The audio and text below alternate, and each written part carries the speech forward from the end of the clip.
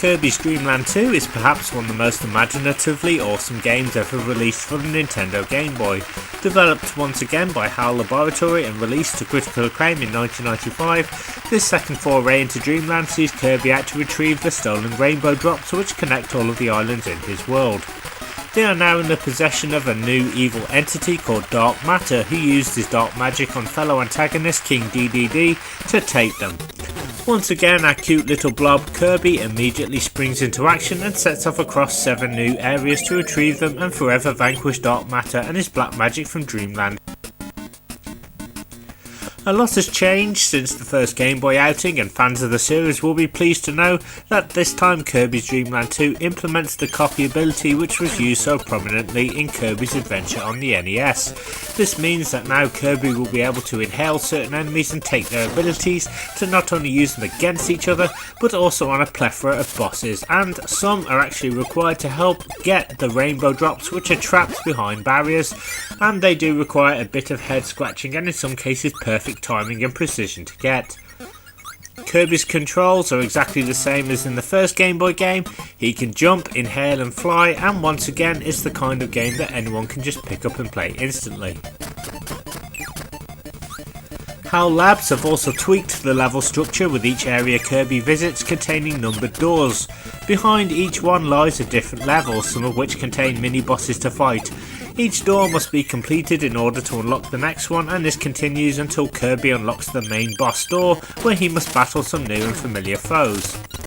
These new levels are not just eye candy or linear affairs as in the first game. Some have multiple routes, hidden doors, and much more dangerous stage hazards. For one thing, Kirby can now pick up little stars in addition to 1-ups dotted around every stage.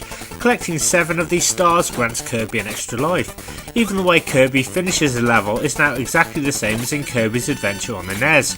Players must now push the A button down at the right time to allow the little guy to propel himself up a number of clouds.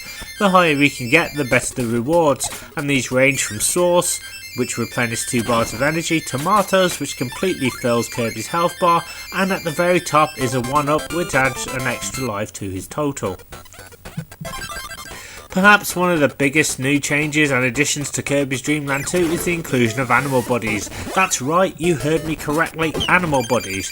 There are 3 in total to find, and each one seriously overpowers Kirby, turning him into a force to be reckoned with. There's Rick the hamster, Kinney the fish, and Q the owl, and they can be found on many of the levels which contain a mini-boss that must be beaten to get one of said animals. Their abilities need to be used to the maximum if you once again find all the rainbow drops. Also, if Kirby currently has an ability when using an animal buddy, then they in turn will use the same ability but in a much more unique and concentrated manner, allowing Kirby to tip the scales in his favour. Kirby's Dreamland 2 is the gift that just keeps on giving. Graphically, the game outdoes itself and many other Game Boy titles out at the time. Even playing it in 2020 at the time of this video, 25 years after its release, I don't think this game has aged at all. Like many other Kirby games, it was built to last, with, I feel, developers HAL Labs perhaps wanting future generations to appreciate it also. Backgrounds are bolder, brighter, richer, and once again there is a deliberate attention to detail to make every area and level look and feel different. There's plenty of substance and cleverly hidden depth.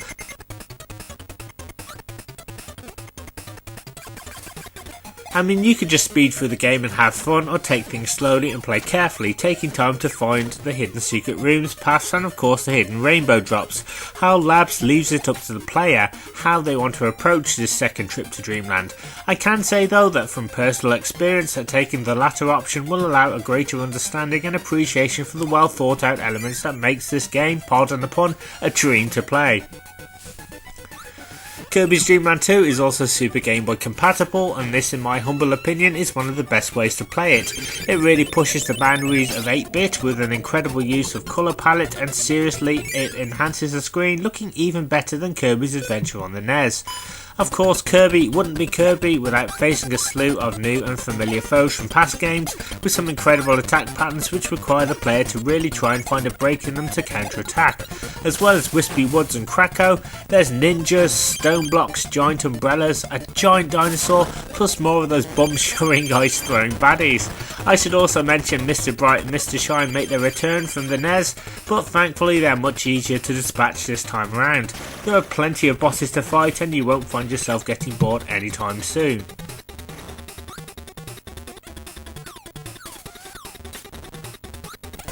As I mentioned earlier, there are 7 rainbow drops to be found in the game. These are entirely optional, but finding all 7 would enable Kirby to fight the real true boss of the game and get the other ending.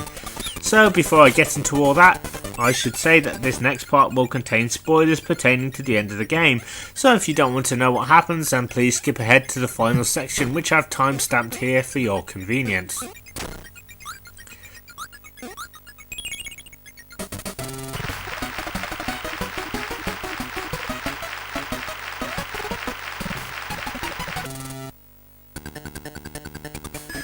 Okay, the majority of these rainbow drops are easy to locate, but there are some that dictate that Kirby must have either a certain animal body and or special ability to get.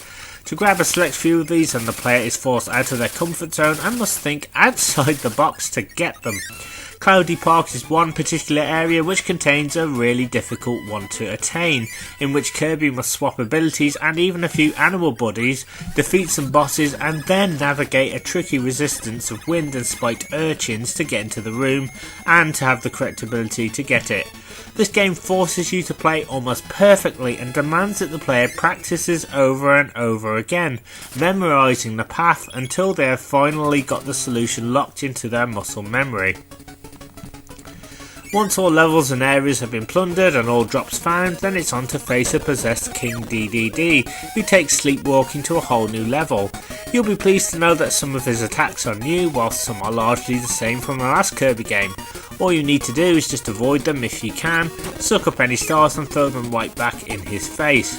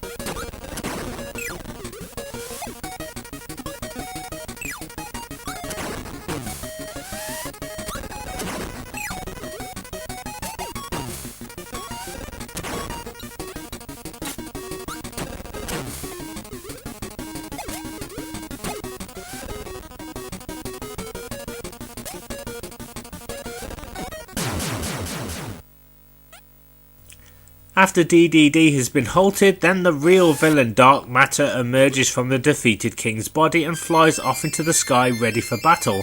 The rainbow drops that Kirby have collected form the Rainbow Sword, which is the only weapon that can stop Dark Matter.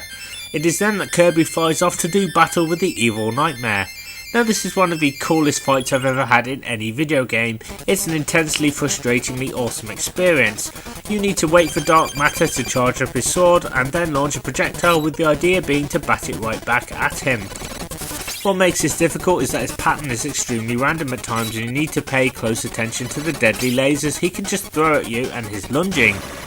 This is only his first form, mind you, and if you run out of lives then you have to fight Dedede again before having the chance to fight Dark Matter. To remedy this, try and get as many lives as you can. An easy way to do this is to revisit some levels or even boss rooms on each world, where you now get to play a bonus chance. It is here that Kirby must survive a series of obstacles and gimmicks to grab as many tiny stars as he can. Once you get the knack of these games, you can rack up a respectable amount of lives, which at the very least will allow you to learn Dark Matter's patterns.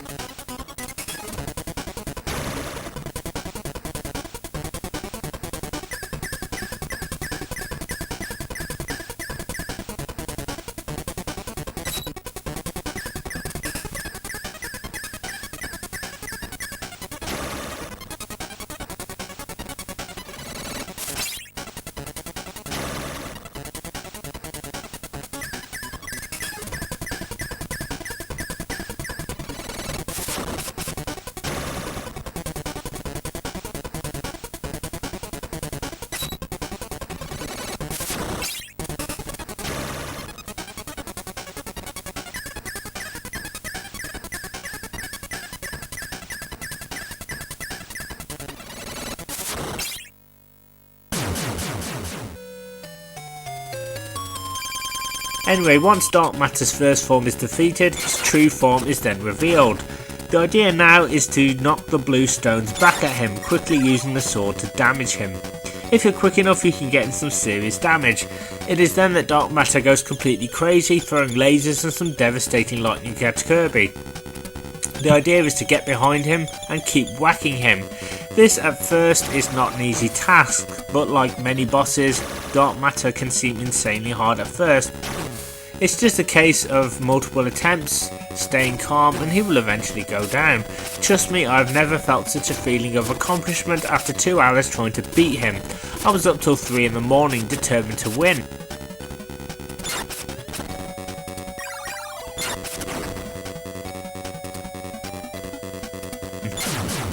After Dark Matter goes down, we get a gorgeous little ending well worthy of the time you have put into this game.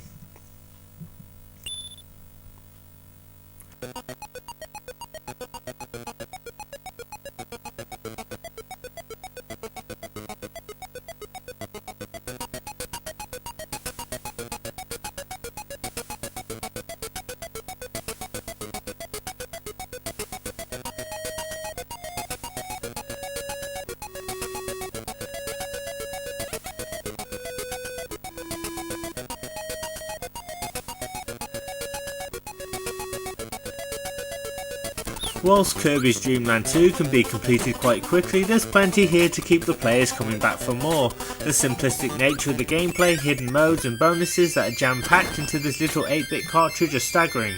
For me, it's the storyline with Dark Matter, which throws the Kirby universe into darkness and creates true evil.